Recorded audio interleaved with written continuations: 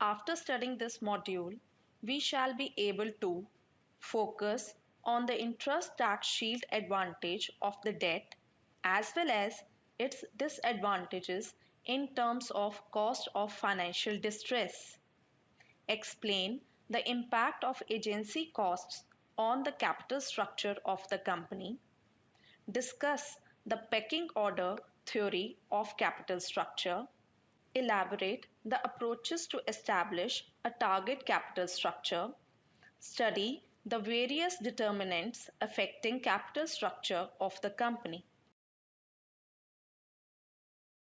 In this module, we will discuss some other approaches of capital structure used in practice, the trade-off theory and pecking order theory. In the following sections, we will also discuss how the optimum capital structure of an enterprise should be and different approaches to establish target capital structure and other practical considerations in determining capital structure. First of all, we will discuss the trade-off theory. We already know that the personal tax reduces the attractiveness of the debt. However, there are other disadvantages as well, which are grouped under financial distress and agency costs. Financial distress arises when a firm is not able to meet its obligations to debt holders.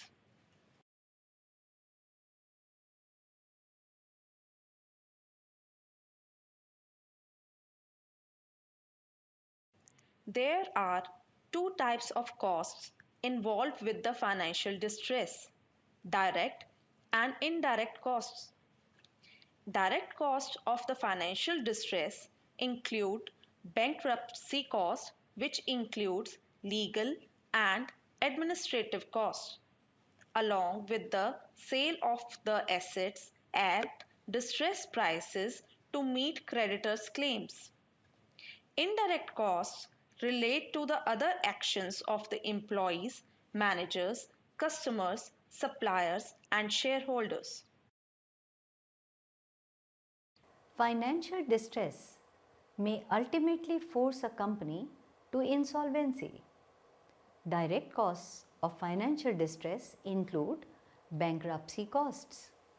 Specific bankruptcy costs include legal and administrative costs along with sale of assets at distressed prices to meet creditors' claims.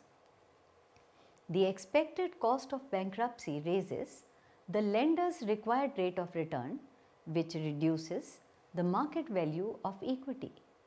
Financial distress also has many indirect costs. These costs relate to the actions of employees, managers, customers, suppliers, and shareholders. Employees of a financially distressed firm become demoralized because they are worried about their future. Due to this reason, their efficiency and productivity declines, which affects the quality of products, which in turn affects the reputation and prestige of the firm, and sales of its products may also drop. Customers. Customers of a financially distressed firm may fear its liquidation and get concerned about the quality of product or service provided by that firm. They are more concerned about after-sales services and maintenance. As a result, the demand for firm's product or service starts falling. Suppliers. Suppliers also hesitate at the time of granting credit to firm, fearing liquidation of the firm. They force the firm into liquidation to realize their claims. Investors. The most important consideration for a financially distressed firm is its inability of raising funds for positive investments. Either the investors are not ready to supply capital to the firm, or they provide firm at high costs and rigid terms and conditions which in turn negatively affects the operating performance of the company. Shareholders. When a firm is under financial distress but not insolvent, the shareholders may be interested in undertaking risky projects by investing the left out cash. If a risky project succeeds, then gain can be substantial, but if it falls, creditors will suffer the loss because the shareholders have limited liability. Managers. When the firm is under financial distress, managers may have higher inducement to pocket firm's resources. Managers start taking decisions on the basis of short-term interest of the company. They may cut costs which affect the quality of products and sell productive assets to improve the short-term liquidity of the company. They don't consider any profitable opportunity to avoid any sort of risk. The decision will force the company to go into liquidation. Financial distress reduces the value of the firm. Thus, the value of the levered firm is equal to the sum of the value of an unlevered firm and present value of the interest tax shield minus the present value of the financial distress.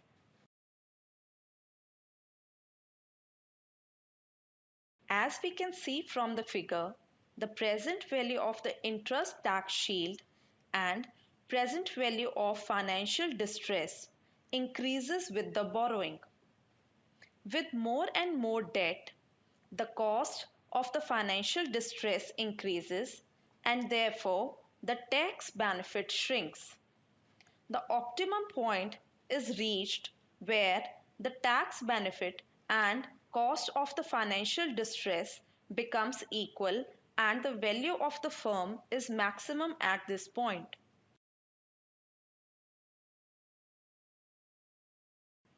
The next disadvantage of using debt is agency costs. In practice, there may exist a conflict of interest among shareholders, debt holders, and management. These conflicts give rise to agency problems, which involve agency costs. Conflict arises between shareholders and debt holders because of the possibility of the shareholders transferring the wealth of the debt holders in their favor. The conflict between the shareholders and the managers may arise on two issues: managers' tendency to consume some of the firm's resources in form of various perquisites, and managers' tendency to become unduly risk-averse and shirk their responsibilities. The last issue is related to monitoring. Investors will discount the prices and pay less than they are willing to pay for the firm's securities, realizing that the managers may not operate in their best interests. In practice, there may exist a conflict of interest amongst shareholders, debt holders, and management. These conflicts give rise to agency problems which involve agency costs. Shareholders and debt holders conflict. Shareholders' value is created either by increasing the value of the firm or by reducing the value of the debt. As we know that debt holders have a preferential and a fixed claim over the assets of the firm and shareholders have a residual and unlimited claim, debt holders' risk is very high in case of highly levered firms, since shareholders have limited liability. Debt holders are not even compensated for this high risk of default. The conflict between shareholders and debt holders arise because of the possibility of shareholders transfer the wealth of debt holders in their favor. The debt holders may provide money to invest in low risk projects while firms may invest in high risk projects, which in turn increases the risk of debt holders. shareholders and managers conflict. The conflict between shareholders and managers may arise on two issues. Number one, managers have a tendency to consume some of the firm's resources in the form of various perquisites. 2. Managers have a tendency to become unduly risk averse and shirk their responsibilities as they have no equity interest, and in order to protect their jobs, they may be passing up risky profitable opportunities. Monitoring and agency costs. Outside investors will discount the prices they are willing to pay for the firm's securities, realizing that managers may not operate in their best interest. Firms agree for monitoring and restrictive covenants to assure the suppliers of capital that they will not tolerate contrary to their interests. Agency costs are the costs of monitoring and control mechanisms. Agency costs of debt include the recognition of the possibility of wealth exploration by shareholders. Agency costs of equity include the incentive that the management has to expend the firm beyond the point at which shareholders' wealth is maximized. We shall now discuss the pecking order theory. This theory is based on the assertion that investors have less information about the firm than managers. This is known as asymmetric information. The announcement of a share issue reduces the share price because investors believe that the managers are more likely to issue shares when shares are overpriced. Firms prefer internal finance since funds can be raised without sending adverse signals. If external finance is required, firms issue debt first and equity as a last resort. Managers will issue debt when they are positive about firms' future prospects, because a commitment to pay a fixed amount of interest and principal to the debt holders implies that the company expects steady cash flows. And managers will issue equity when they are not very sure about the future prospects.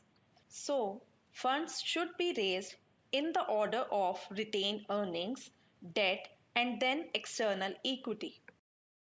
The pecking order theory is based on the assertion that investors have less information about the firm than managers do. This is known as asymmetric information. Other things remaining constant, because of asymmetric information, managers will issue debt when they are positive about firm's future prospects, because a commitment to pay a fixed amount of interest and principal to debt holders implies that company expects steady cash flows, and managers will issue equity when they are not very sure about the future prospects, because an equity issue would indicate that current share price is overvalued. Therefore, it is a signal to the investors about firm's future prospects. This implies that firms should always use internal finance, which is retained earnings, if available, and choose debt over an equity issue if external funds are required. Myers has called this theory as pecking order theory because there is no well-defined debt equity target, and there are two kinds of equity, internal and external, one at the top of pecking order and the other at the bottom. Debt is cheaper than the costs of internal and external equity because of interest deductibility. Internal equity, which is retained earnings, is cheaper and easier to use than external equity because of no taxes on retained earnings and no transaction costs. Managers use retained earnings in preference to debt and equity because it avoids giving adverse signals about their companies. They will issue external equity when they think that shares are overvalued. The announcement of share issue reduces the share price because investors believe that managers are more likely to issue when shares are overpriced. The pecking order theory also predicts that if two firms are equally profitable, then the more rapidly growing firm will borrow more. The most profitable firm borrows less not because they have lower target debt ratio but because they don't need external finance. So, this theory explains negative relationship between profitability and debt ratio within an industry. Let us now discuss the features of an appropriate capital structure. Capital structure may be evaluated from different perspectives. From shareholders' point of view, risk and returns matters a lot. Firm's capital structure should be beneficial for shareholders and generate maximum returns at minimum possible cost. Risk is the variability in return. Excessive use of the debt threatens the solvency of the company. From strategic viewpoint, flexibility and control concerns. The capital structure of the company should be flexible. That is, firm can easily change it if warranted by a changed situation. The capital structure should also involve minimum risk of loss of control of the company. The features of an appropriate capital structure are: return. The capital structure of the company should be most beneficial for the shareholders. It should generate maximum return to the shareholder at minimum possible cost. Risk. Risk is variability in return which may be caused due to macroeconomic factors, industry factors, and firm specific factors. For example, excessive use of debt signifies the variability of shareholders' earnings and threatens the solvency of the company. Flexibility. The capital structure should depend on debt capacity of the company. The debt capacity depends on the firm's ability to generate future cash flows. Firms should have enough cash to pay fixed charges of interest and principal and leave some excess cash to meet future contingencies. The capital structure should be flexible, that is, firm can easily change it if warranted by a change situation. It should also be possible for the firm to provide funds whenever needed profitable projects. Control. The capital structure should involve minimum risk of loss of control of the company. Now, we move on to the approaches to establish a target capital structure. There are three approaches to establish a target capital structure: EBIT-EPS approach, valuation approach, and cash flow approach.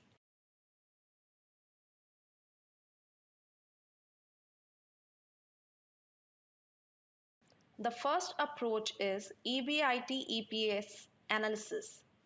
If the probability of the rate of return falling below the cost of debt is low, the firm can employ high debt to increase EPS and vice versa.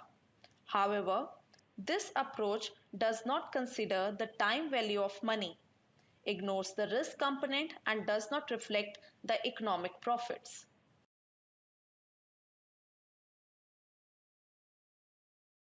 In EBIT EPS analysis, the firm should consider the plausible fluctuations in EBIT and impact of EBIT under financial plans on EPS. If the probability of the rate of return falling below the cost of debt is low, the firm can employ high debt to increase earnings per share. This may also have a positive effect on firm's market value. On the other hand, if the same profitability is high the firm should refrain from employing too much of debt. Thus, the greater the level of earnings before interest and tax, that is EBIT, and lower the possibility of downward fluctuations, the more beneficial it is to employ debt. However, EBIT-EPS analysis also suffers from certain limitations. In choosing between debt and equity, sometimes too much attention is paid on EPS. The major shortcomings are: EPS is based on arbitrary accounting assumptions and does not reflect the economic profits. EPS does not consider the time value of money. EPS ignores the risk component. The belief that the investors would be just concerned with the expected EPS is not well founded. Investors, in valuing the shares of the company, consider both expected value and risk. The second approach is valuation approach. As we know that debt causes financial risk, which increases the cost of equity. Higher debt increases the cost of financial distress and agency costs. The interest tax shield component adds value to the shareholders. Thus, there is a trade-off between the tax benefit and the cost of financial distress and agency problems. The firm should use the debt up to the point where the marginal benefits and the cost are equal. As we know that shareholders assume a high degree of risk than debt investors, hence, debt is a cheaper source of finance than equity is. But debt causes financial risk, which increases the cost of equity. Higher debt increases the costs of financial distress and agency costs. The interest tax shield component adds value to shareholders. Thus, there is a trade-off between the tax benefits and costs of financial distress and agency problems. The firm should use debt up to the point where the marginal benefits and costs are equal. This will be the point at which the firm's value is maximum and WACC is minimum. The difficulty with this approach is that managers find it difficult to apply it in practice. It is not possible for the firm to quantify the effect of debt on firm's value. The third and the last approach is cash flow approach. In determining a firm's target capital structure, a key issue is firm's ability to service its debt. The focus of this analysis is also on the risk of the cash insolvency, the probability of running out of the cash given a particular amount of debt in a capital structure.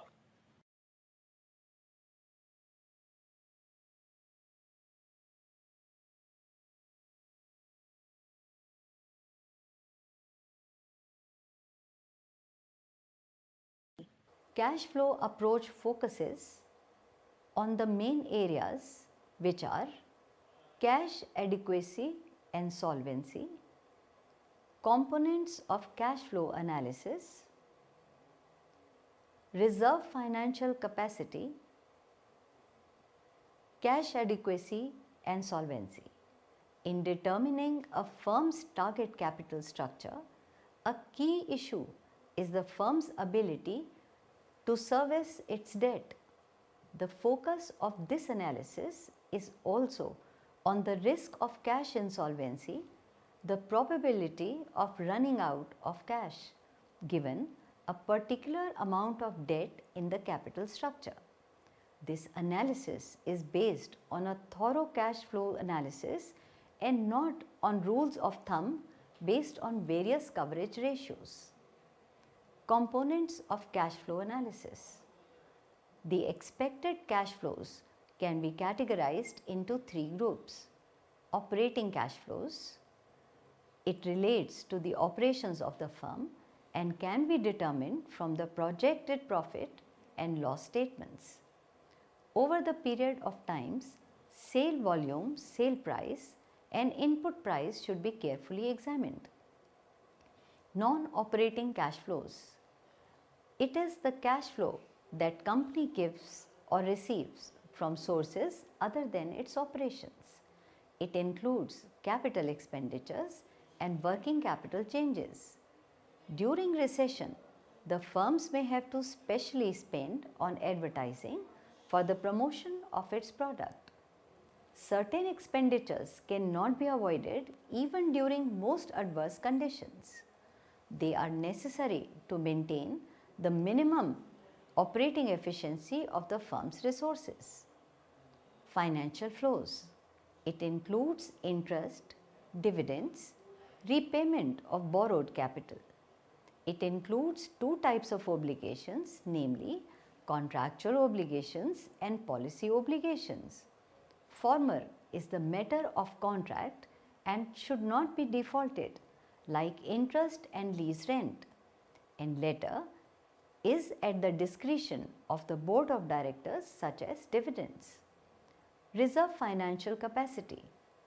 Reduction in operating and financial flexibility is costly to firms competing in charging product and factor markets. Thus, firms need to maintain reserve financial resources in the form of unused debt capacity, large quantities of liquid assets, excess lines of credit, and access to a broad range of fund sources. The focus of cash flow analysis is on liquidity and solvency.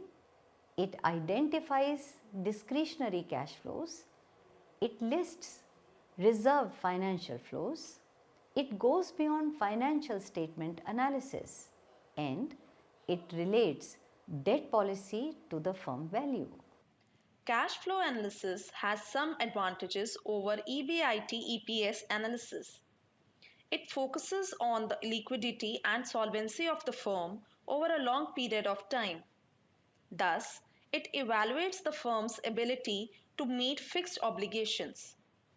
It goes beyond the analysis of profit and loss statement and also considers changes in the balance sheet items. It identifies discretionary cash flows. The firm can thus prepare an action plan to face adverse situations. It provides a list of potential financial flows which can be utilized under emergency. It is a long-term dynamic analysis and does not remain confined to a single period analysis. In addition to EBIT-EPS analysis, valuation and cash flow analysis, there are some other practical considerations also which the firm needs to consider while deciding about its capital structure. Forms of assets play an important role in the capital structure. Tangible fixed assets serves as the collateral securities for debt. Companies with the higher intangible assets have higher cost of financial distress. The next point is related to the growth opportunities. Growth firms would prefer to take less debt with lower maturity period to keep interest rates down.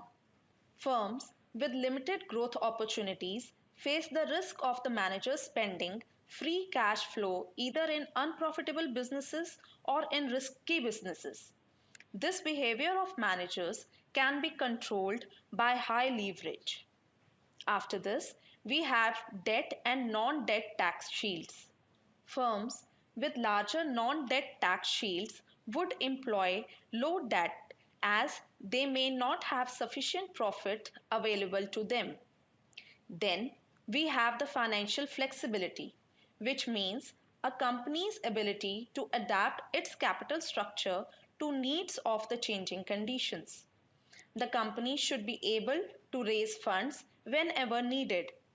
It should also redeem its debts whenever warranted by the future conditions. So, capital structure should be flexible enough. Next consideration is loan covenants. Covenants in loan put some restrictions like restrictions on cash dividend, capital expenditure, etc. Private debt contains both positive and negative covenants, while public debt has lot of negative covenants. Growth firms prefer to take private debt rather than public debt as it is much easier to negotiate terms with few private lenders than several debenture holders.